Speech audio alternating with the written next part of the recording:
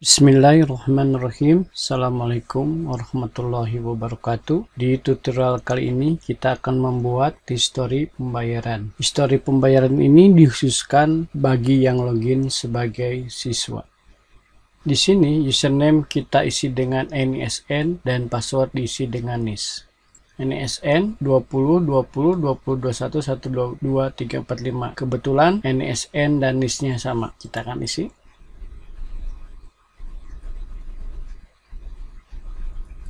20 20 20 21 1 2 3 4 5. Kita akan copy, paste, login. Di sini nama siswanya Syef Sunardi. Di sini sesuai dengan namanya Syef Sunardi.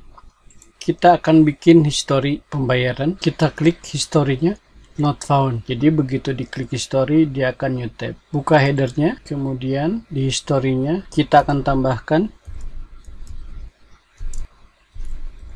target blank. Kita simpan. Kita refresh, kemudian kita klik historinya. Nah, di sini keluar new tab. Tapi kita belum bikin history.php-nya. Kita akan bikin file, new, file, save. History.php, save. Kita buka pembayaran, kemudian kita select all, kemudian kita kopikan di history. Paste. Kemudian simpan, kita akan close aja pembayaran di PHP-nya. Ini adalah tampilan history yang sama persis dengan pembayaran titik PHP. Kita refresh, kemudian klik historinya sesuai dengan tampilan pembayar. Tetapi kita akan rubah karena kita tidak butuh taba, kemudian aksinya pun kita tidak butuh. Sedangkan NSN, nama dan kelas kita akan pindah di tempatnya karena di sini pasti akan sama, tidak ada yang berulang. Kita akan coba rubah. Kita akan membuat template headernya. Di sini laporan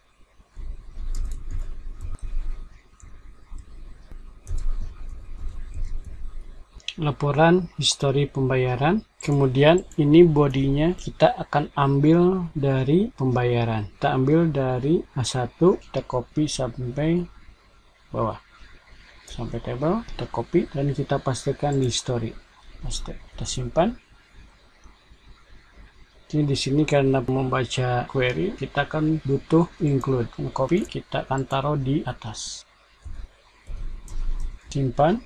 Tambah ini kita akan hapus, kemudian aksinya pun kita akan hapus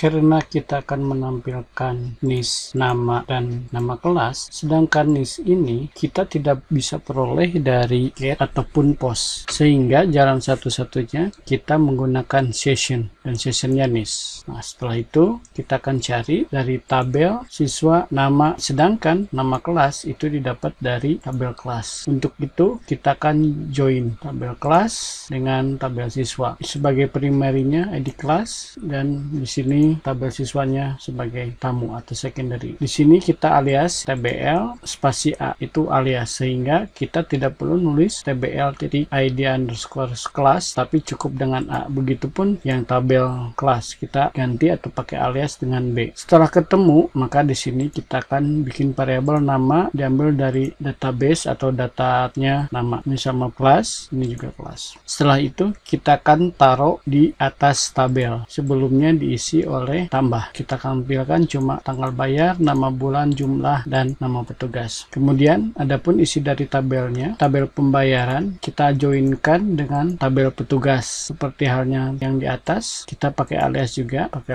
sehingga kita tidak butuh nama panjang atau tabelnya panjang. Cukup dengan aliasnya A dan B, di mana A NSN sama dengan NSN. Kemudian kita deklarasikan dulu karena kita butuh penjumlahan atau total dari jumlah siswa yang sudah dia bayar. Ini berfungsi sebagai format Indonesia, bukan dari tahun tetapi dari tanggal, kemudian bulan dan tahun. Ini tanggal bayar. Oke, kita akan coba lihat. Kita refresh, kemudian klik history. Di sini jelas ada undefined index NIS, kemudian 8 dan 9 juga dia tidak ada karena kita butuh session start yang variabelnya NIS. Sedangkan ini session NSN ini kita belum bikin. Adapun sessionnya ada di proses.php. Jadi ketika dia login sebagai siswa, maka kita akan bikin session baru. Kita akan copy aja, kita taruh di bawahnya. Di sini NSN dan di sini pun jadi NSN-nya username. Kita simpan, ini kita close aja dulu. Kita butuh logout. Kenapa? Karena session itu diambil pada saat login. Jadi kita butuh logout. Kemudian kita refresh aja. 20 20 20 21 1 2 3 4 6. Kita copy.